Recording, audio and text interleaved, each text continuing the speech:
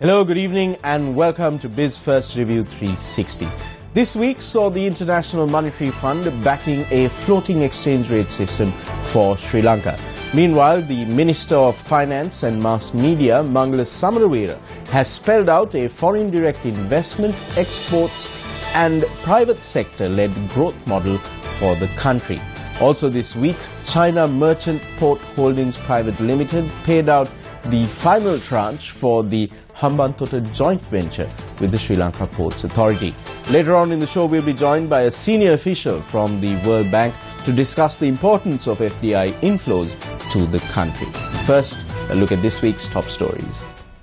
China Merchant Port Holdings Limited has paid the final tranche of $584 million for the lease of Hambantota Port, completing the $976 million investment. Minister of Ports and Shipping Mahinda Samarasinghe told reporters that the funds will help strengthen foreign reserves and arrest a further depreciation of the rupee. After receiving the tranche of $584 million, it goes to the Treasury, and that means our foreign reserves increase. The central bank will be able to control the rupee without allowing it to depreciate. The central bank and the Treasury hope to recover the public debt based on the government's economic policy. In addition to the $146 million, CM Port has proposed to enter the third phase in the next 3 years.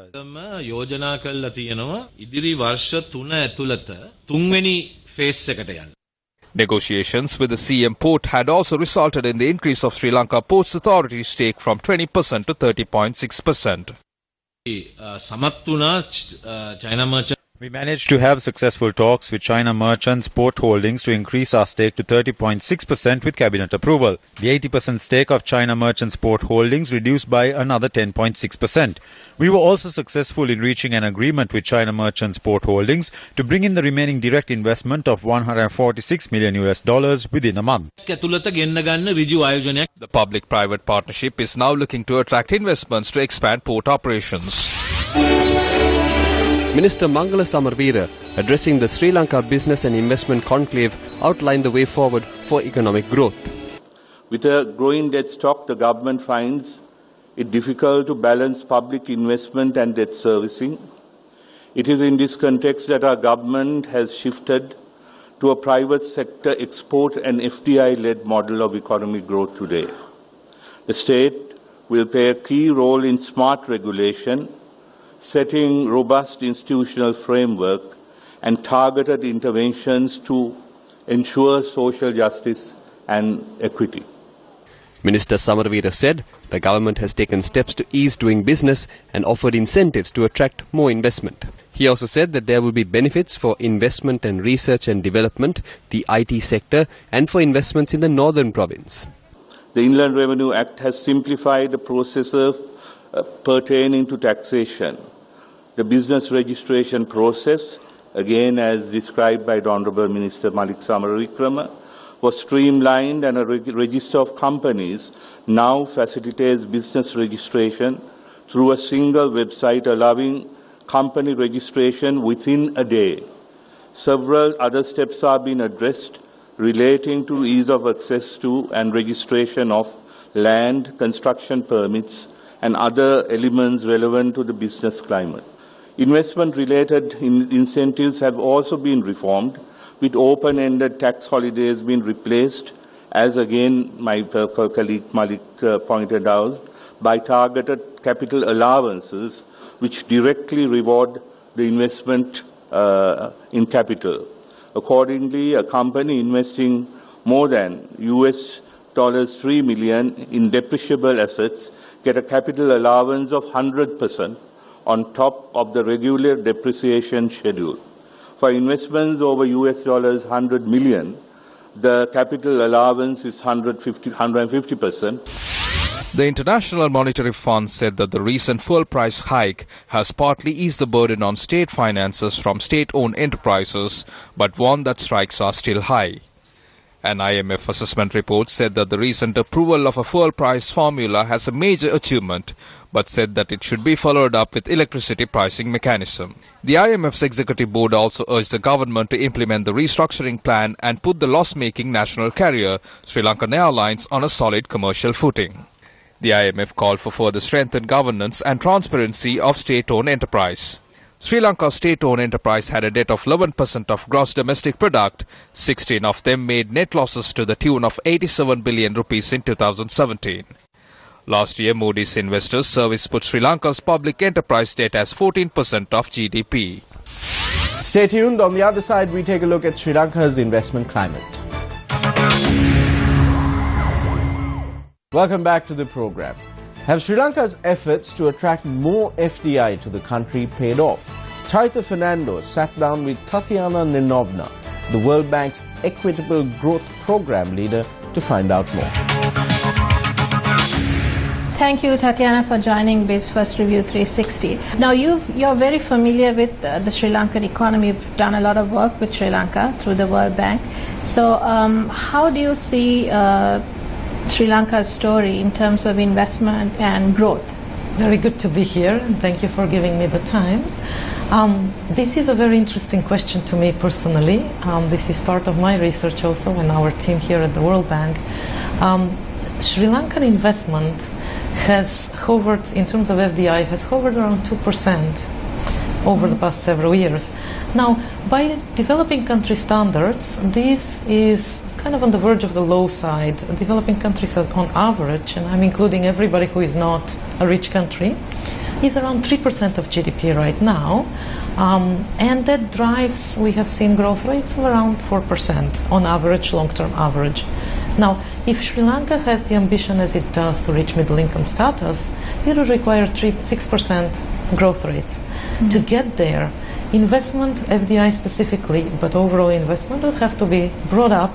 Let's consider examples like Malaysia, where investment from foreign sources has gone 3 to 4%, Vietnam above 6%. These are the examples we want to follow in order not to be an average performer, but to really pull ahead. Now, despite the peace environment compared to what Sri Lanka went through during the conflict, and our strategic location in the Indian Ocean, despite these two advantages, why hasn't Sri Lanka been able to attract sufficient FDI? So I think Sri Lanka has exploited these advantages and has been able to attract FDI as a result. However, these advantages are not structural, long-term ones.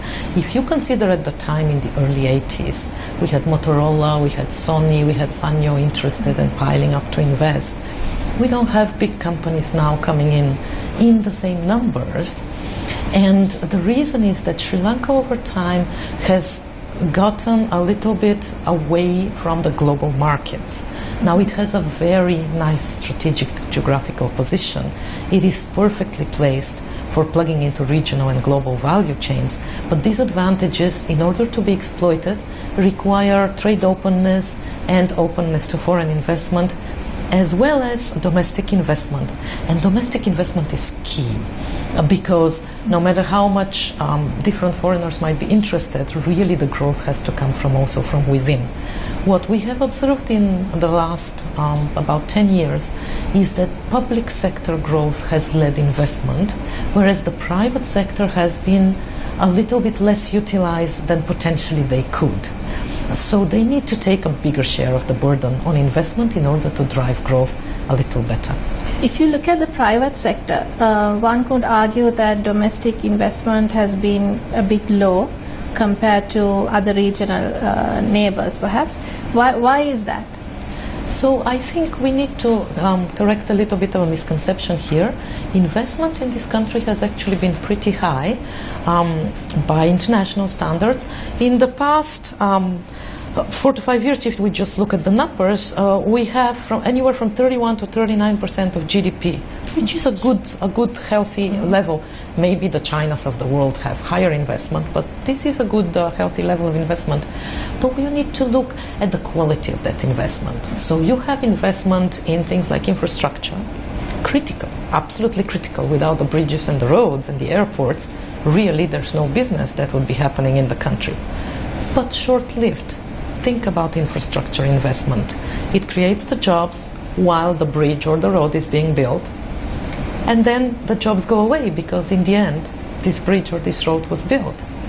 Compare instead to investments in manufacturing and services, where once the companies get started, they grow and they create more and more employment, more and more value added, more and more exports. It is truly sustainable.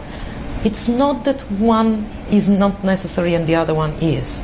It's that both are necessary in bigger quantity. Is there a particular reason why we have been able to attract more investment towards infrastructure and not really for manufacturing or value-added production? So this is a very good question, and I think initially, especially with the war reconstruction effort and even now, infrastructure is critical. It's the first logical investment place. Because truly foreign companies and even domestic companies cannot function without the general basic infrastructure. Your water, your roads, your railways. But so it is a good thing that Sri Lanka is attracting a lot. But what has to also happen, as Sri Lanka has quite an advanced stage of development, is that you need your manufacturing and services also coming in. And it's not that we haven't observed them. Actually, manufacturing and services together are about half of investment. But what you want, if you look at developed countries, is that they would be way more than half, because the infrastructure would already be in place. So once we get to that stage, you really are plugging in only the manufacturing and the services and really getting the value added out of that. So do you see investments that come in actually adding value to the production chain, or is it just simply focused on traditional sectors? So you are very right, and I appreciate the questions. You have studied the economics of your country very, very nicely. So it is a pleasure to actually discuss at this level.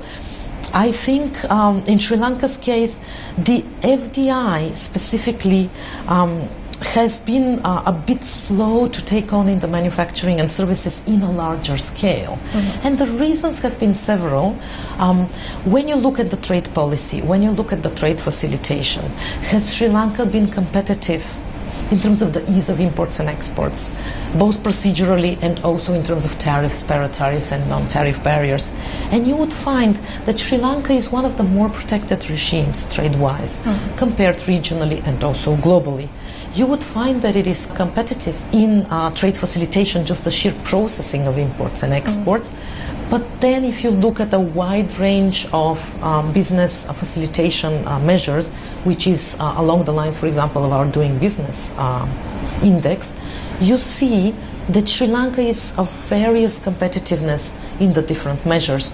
The easier, of course, you make for businesses their life when they start a business or enlarge their business, both domestically and foreign investments, the better and the easier for them would be, the more they would come in numbers. And there are certain restrictions here that are not necessarily facilitating. I would give you just two examples. One is the visa regime. Foreign workers require 6 months visas or periodic visas, and that is a constraint. The other one is a domestic constraint. It's the constraint to land.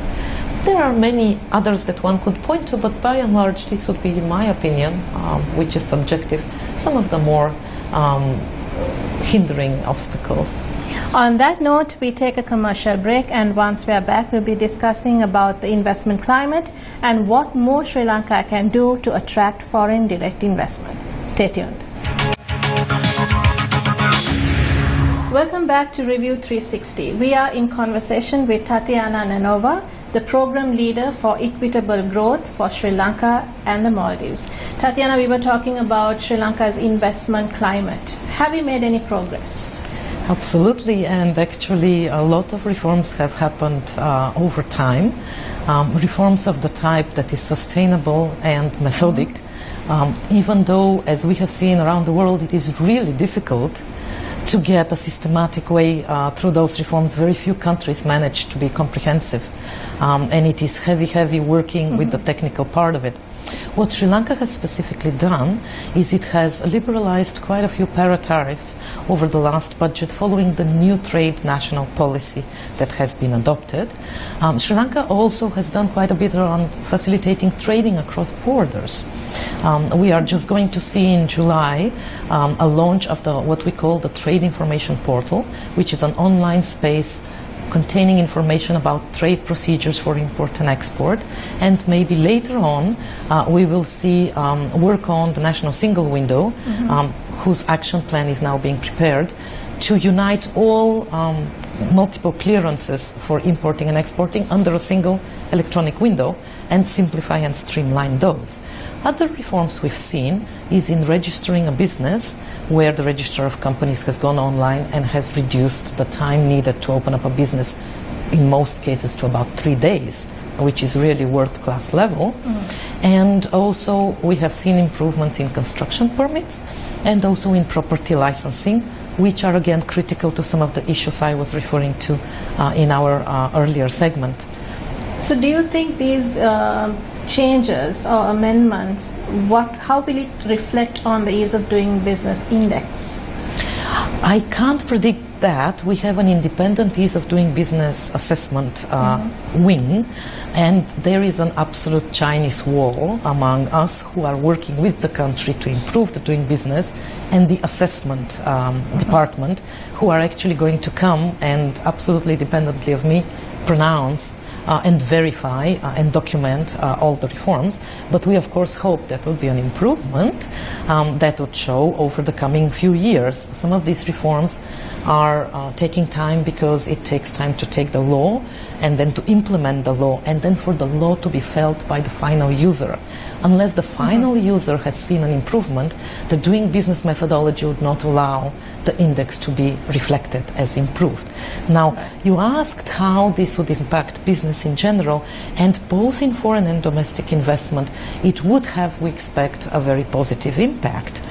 The easier it is to do business, the more both domestic and foreign investment we will get, and that would immediately translate into more jobs, which is something that Sri Lanka needs and would appreciate, and also higher growth, which is something Sri Lanka would appreciate even more. In addition, there are some other benefits that we don't frequently think about in terms of investment, and especially foreign direct investment.